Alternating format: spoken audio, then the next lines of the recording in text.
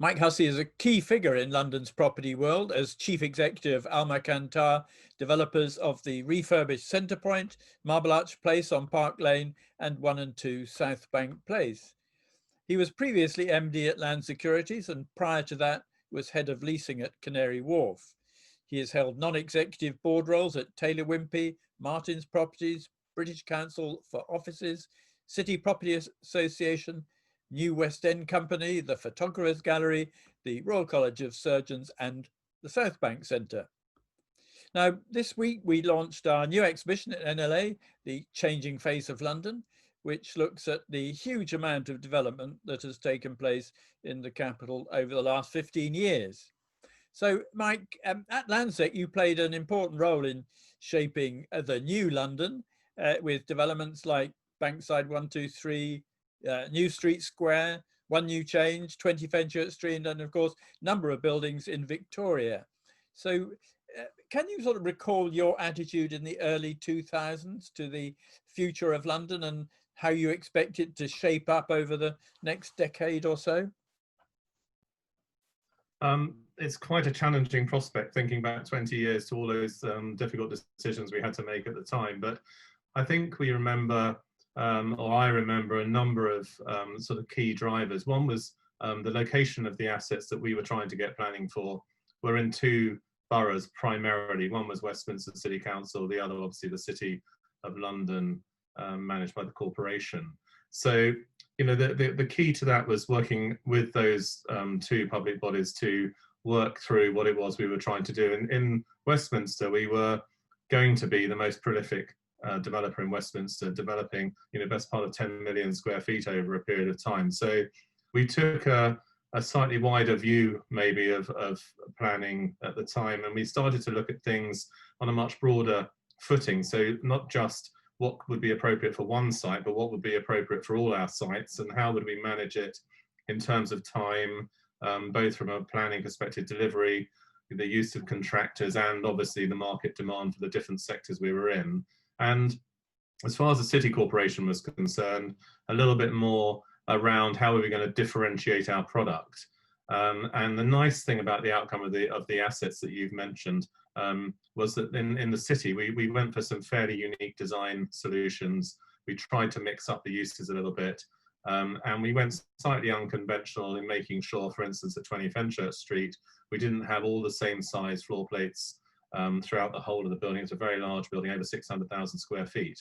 So we were trying to think a bit laterally about what would really strike at the hearts of the occupiers, what would they really want to be part of, and create something that was a little bit different to the more generic city product. So I remember all of those discussions. I remember felt we needed to use good quality designers, some of them very landmark designers because of the nature of the schemes. And I remember Westminster being very much a focus on mixed use. So one of those landmark buildings was 20 Fenchurch Street, one of the more controversial buildings, I would guess, of the last 20 years, probably. How do you see it now? Well, I mean, I wouldn't have worked as hard on it as if I didn't like the concept of what we were trying to do. I think the one unfair thing about Fenchurch Street is how hard it's been pilloried right across the press without really any clear understanding of the issues involved in the site at the time. You know, we had a Secretary of State who lived in Wapping who was concerned about the height. We had a very intelligent, focused city planning officer who understood all the things we were trying to do.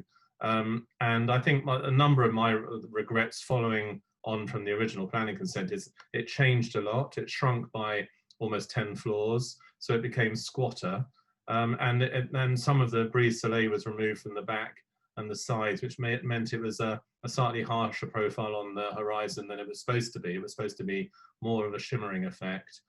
So I think and one of my biggest criticisms, I guess, over the whole time I've been a developer in London, which is too long to remember, I think one of my big issues about some of these big planning consents is they've been exposed too much to committee design.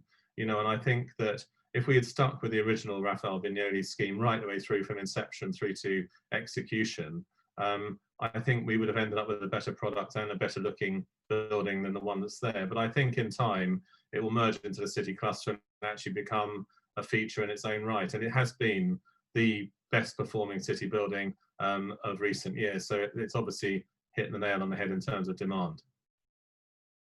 So if you look back at the last 15 to 20 years, where there has been this huge growth in London over that period, how well has it lived up to the aspirations of Ken Livingstone and Boris Johnson?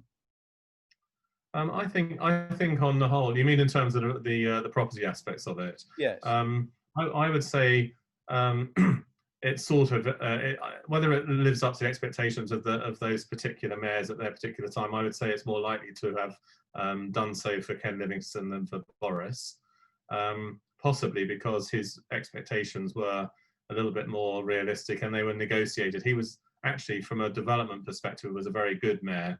Ken, he was very visionary. He was thinking only about the London issues. He didn't have a broader agenda politically, and I think as a result we got a better quality of decision making out of Ken Livingstone against all odds. I have to say, I think the property industry on the whole is fairly right leaning, and I think they felt with a very left-wing mayor it wouldn't work, but actually it worked incredibly well.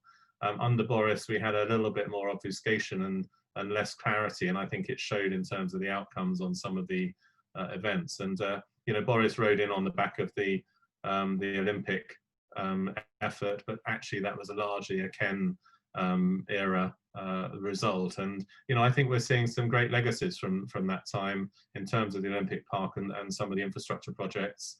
You know, we haven't yet seen Crossrail come through, but we've seen quite a lot of change, and I would say on the whole it's been pretty successful. So at Almacantar, your developments are in central London, which is going through a particularly tough time as a result of COVID-19. What do you think can be done to ensure that the centre stays strong at a time when more and more people are working at least part of the time at home? I think the world changes all the time. I mean, we had, you know, over a decade ago, we had the great financial crisis, and we all had to adjust to the impact of that. And you know, the expectation coming out of that was that we would see a consolidation and shrinking in financial services, but we'd see a growth in tech services and other service-related sectors, because simply that's what London does really well on a global footing. So I think, you know, we adjust as we see things. I think a number of the changes are worth looking at. One is the population of London has grown in the last decade, which in early parts of my career, London was still shrinking or stabilizing in terms of numbers. So I think the general broader policies and how we respond as a property market had to change and have sort of changed. I think influences like the financial crisis and like other fiscal changes, the introduction of stamp duty and other things have had a bearing on what we produce in terms of the end products and the markets we're shooting at. And social housing and climate change have had a further impact in terms of delivery of the types of product that the mayors want and what we have to do to get planning. So they've all had a slight adjustment. I think in terms of the recent event in the COVID-19, it's different in a very specific way to everything else, which is it's affected everybody. It's affected everybody at a personal level, it's affected everybody at a commercial level, and no one has been left out of the impact. And that's very different from the GFC, where it was largely a sort of bank-driven problem, and the demand cycle was impacted in a different way and supply of money was affected. So I think this is very different. And I've always jokingly said to my team, whenever we do a scheme, that it's all about the people. It doesn't matter whether it's the team who's building, the team that we're designing it for, the end occupier, whatever it is, it's all about people. And I suspect that that adage probably applies more so now than it ever has done before, because however good London is and whatever it offers in terms of amazing culture, amazing infrastructure, you know, it's an incredible city. It's the best global city by a country mile. But that's all very well. But when you've got a virus, a pandemic across the whole globe, it changes things dramatically. So the real impact, I think, Peter, is that we've just got to adjust to what people want. So if they need to feel more confident, if they need to feel safer, if they need to have fresh air piling through their office space, if they need a slightly different outlook to their restaurant space or space they're prepared to go and socialize in, then we have to create it.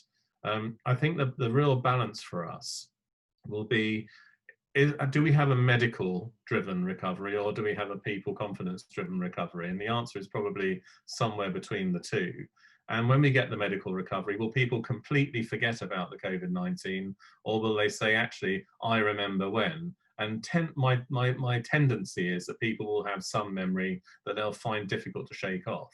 So we will have to provide a better quality of space. We'll have to be more aware of people's well-being and what it is they're trying to do. We'll have to provide greater flexibility, which was always coming anyway. So I think we will end up with a slightly nuanced end to the decade in the sense of what we provide, but it will be different.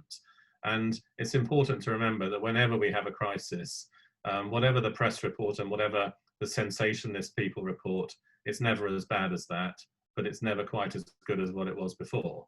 So we have to adjust and come up with these solutions. I don't think it's out of the scope of London. I think if anything, anyone can respond. It's the London community and the property sector in London who have the funding, have the profile, and have the ability to create new and different spaces for these people.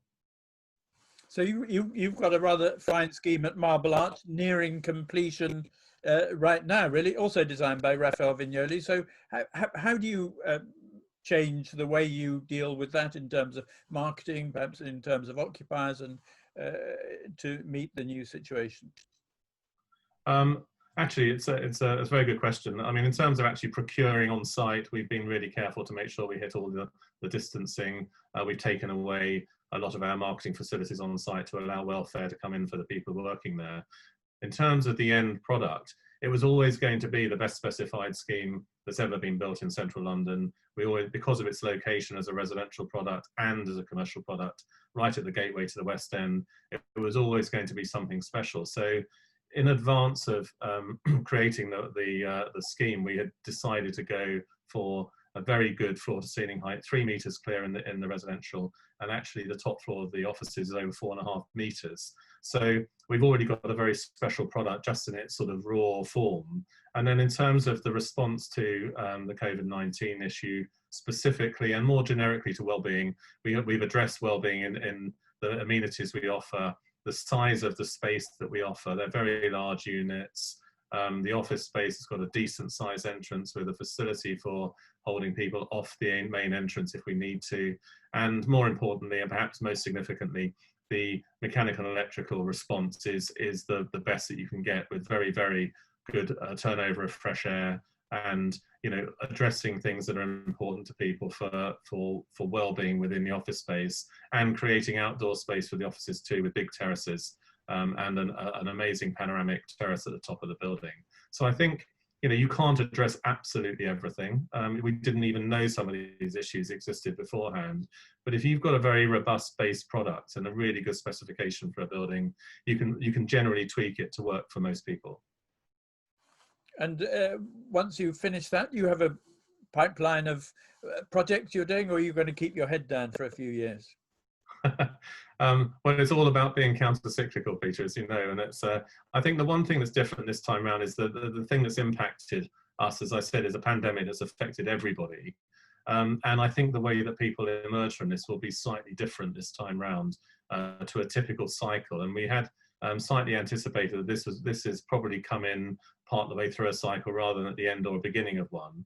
So there's no real reason to step back from looking for opportunities. It's really about what those opportunities are, who's got them to share with us, and who's there to support us in delivering them. So we haven't really slowed down in respect of looking at pipeline. What has happened in the last sort of 6 months, though, is that a lot of conversations haven't taken place because people just aren't around. And I think this is the one thing that I would say is my biggest concern about all cities at the moment, is that people have felt that they've managed the problem very well. And most businesses, I suspect, have managed their businesses pretty well in the sectors in which we operate, leaving aside restaurants and hospitality. But most people have managed themselves very well. And they've taken away with them the comfort of working from home. You know, it is nice for some people, particularly when their children need to be dealt with as well. But on the whole, if you're at home, you've got a garden, you've got space, you know, you can get very comfortable. But in reality, what London thrives in terms of its growth and its change and its dynamism as a city is just going to go if people don't get back to their office, you know, pretty soon in their workplaces. And you know, these offices support, you know, the hospitality industry and restaurants and shops. And so I feel that we've sort of got a little bit of work to do in terms of convincing people back. And actually then we'll see it roll out in a bit more of a convincing way. But if people don't go back to work, they won't want to talk about new schemes, they won't want to sell anything or buy anything. It feels like we'll just be in a holding pattern. London won't get damaged overnight, it never does. You know, it's a very resilient city, but you know, there is danger of some damage if people don't start sort of behaving back in the way that they did before when we had some real momentum in the city. And you're setting a very good example by getting almost all your staff back into the office already. Yes, we're fortunate. We've got 3 Muse buildings. We've got a young team, so not all of them are old like me and need to be sheltered from the virus in the same way. You know, but the thing is you can't really sort of prepare for anything particularly. I had a very early shutdown of my team. In fact, I took 6 of us out very early on the process to make sure that there were people in the office who could keep the business going. But if they did get ill, then 6 of us could go back in, and 4 of the 6 of us got the virus. And the main team back at the office didn't. So, you know, you can't always legislate for everything. And I think that is partly why we need to slightly sort of let go of some of this nervousness and get a bit more on the front foot. My team are, you know, they're young, they're very excited about getting back to the office, they're very dynamic, and they want to get on with the day job of creating amazing places. And they recognize that if they're not in the office, then why should anybody else go back and restart the London economy? There's no reason to do it. So we're hoping we are setting a good example, and that everyone will follow little Almacantar through that particular path. Very good. Well, let's hope that's the case. So, Mike, thank you very much for answering my questions, and I look forward to the completion of your project at Marble Arch, which I must say from the outside looks a very fine piece of new architecture. Thank you, Peter, and thank you for the opportunity to speak to you.